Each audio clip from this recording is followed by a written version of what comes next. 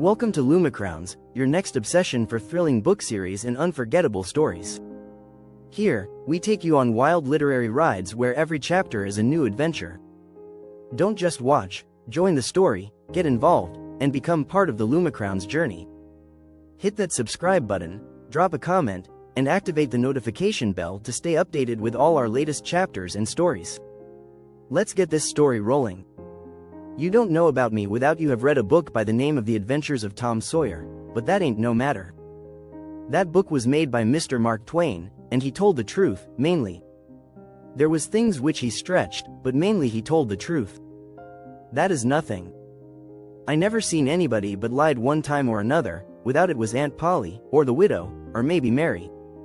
Aunt Polly, Tom's Aunt Polly, she is, and Mary, and the widow Douglas is all told about in that book, which is mostly a true book, with some stretchers, as I said before. Now the way that the book winds up is this. Tom and me found the money that the robbers hid in the cave, and it made us rich. We got $6,000 apiece, all gold. It was an awful sight of money when it was piled up.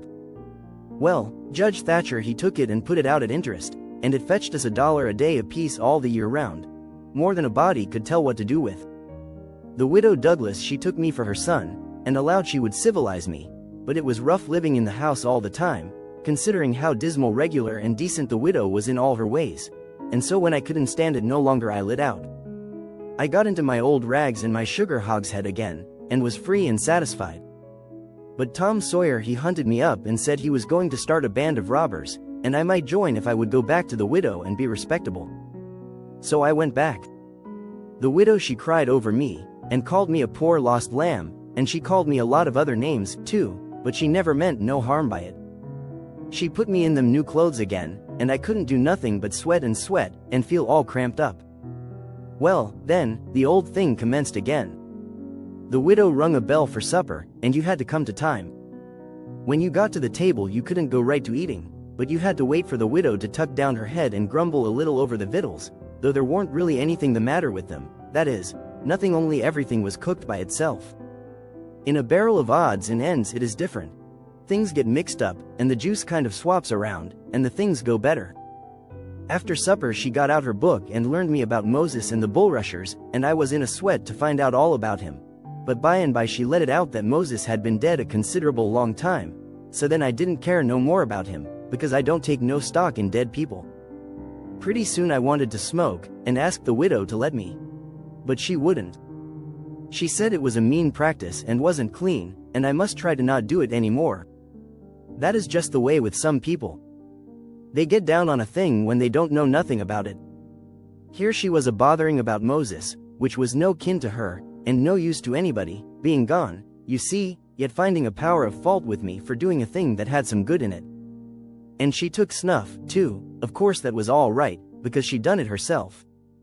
Her sister, Miss Watson, a tolerable slim old maid, with goggles on, had just come to live with her, and took a set at me now with a spelling book.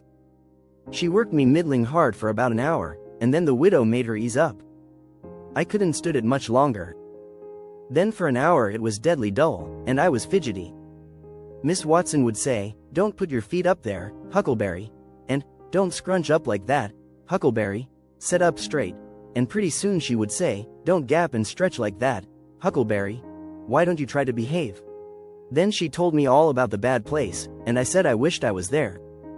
She got mad then, but I didn't mean no harm.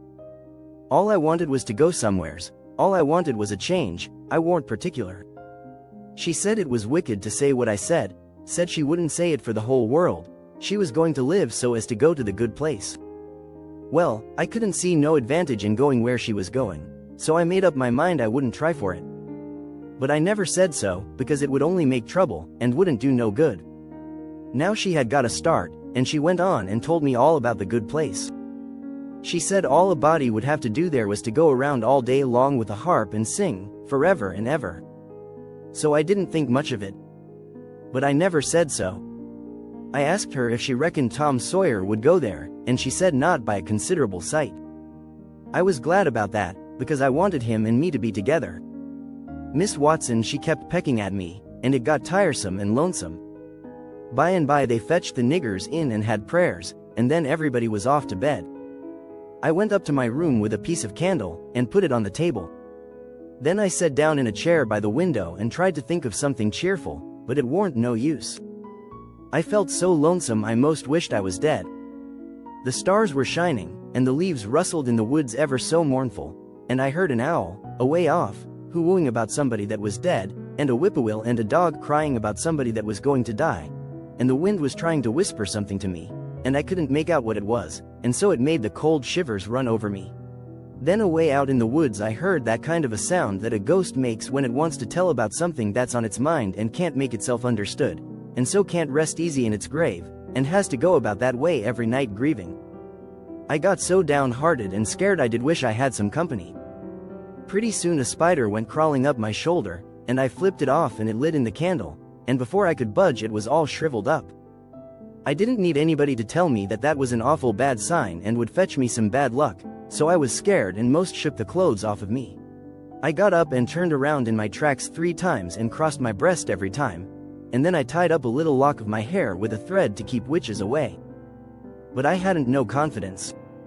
You do that when you've lost a horseshoe that you found, instead of nailing it up over the door, but I hadn't ever heard anybody say it was any way to keep off bad luck when you'd killed a spider.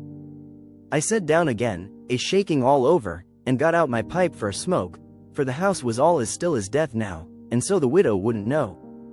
Well, after a long time I heard the clock away off in the town go boom, boom, boom, 12 licks, and all still again, stiller than ever. Pretty soon I heard a twig snap down in the dark amongst the trees. Something was a-stirring. I sat still and listened. Directly I could just barely hear a meow, meow, down there. That was good. Says I, meow, meow, as soft as I could, and then I put out the light and scrambled out of the window onto the shed. Then I slipped down to the ground and crawled in among the trees, and, sure enough, there was Tom Sawyer waiting for me. Thanks for diving into this adventure with Lumicrowns. We want to hear your thoughts. Leave a comment below, tell us what you loved, what you want next, and most importantly, what's your favorite part so far. Don't forget to hit that subscribe button, activate the notification bell, and share with your fellow book lovers so we can build this literary family together. Stay tuned for the next chapter, and keep the excitement alive.